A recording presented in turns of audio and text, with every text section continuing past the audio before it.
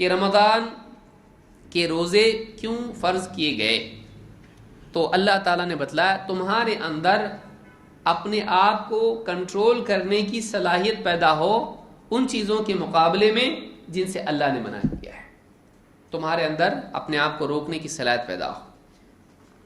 امام البیضاوی کہتے ہیں لعلکم تتقون المعاصی، تاکہ تم گناہوں سے بچو، فإن الصوم یکسر الشہوۃ التی ہی مبدأها، اس لیے کہ روزہ شہوت کو توڑتا ہے جو کہ گناہوں کی شروعات اور ان کی اصل ہے۔ آدمی کی شہوت کیا ہے؟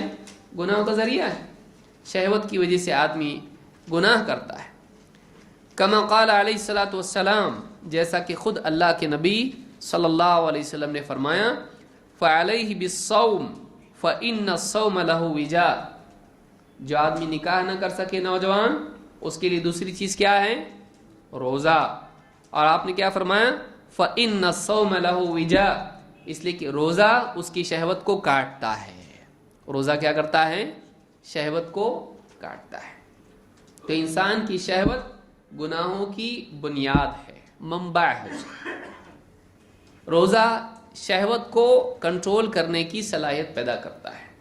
اگر یہ صلاحیت انسان میں نہ ہو، آپ ایسی گاڑی خریدیں گے جس میں بریک نہیں، ہاں کوئی آدمی کہے آپ کو میں فری چھوڑتا ہوں، چلیے ہائی وے پہ بہت دوڑتی گاڑی، کتنے گھنٹے میں پہنچنا ہے آپ کو؟ 4 گھنٹے میں، 3 میں پہنچاتا آپ کو، بلکہ جلدی بھی پہنچا سکتا ہے۔ کیوں؟ آپ بیٹھے گاڑی میں، بیٹھتے ہی کیا کہا اس نے؟ ایک بات بتانا ضروری سمجھتا ہوں، بیٹھنے سے پہلے سمجھ لیں اس کو، اس میں بریک نہیں ہے۔ آپ بیٹھیں گے اس گاڑی میں، یقین مانیے ہائی وے پہ جانے والی ہے، فل سپیڈ پہ جانے والی ہے، اور 3 گھنٹے میں نہیں 2 گھنٹے میں پہنچائے گی آپ کو۔ اس کا بس چلے تو جلدی، اور منزل پہ نہیں، سیدھا اللہ کے پاس پہنچا دے۔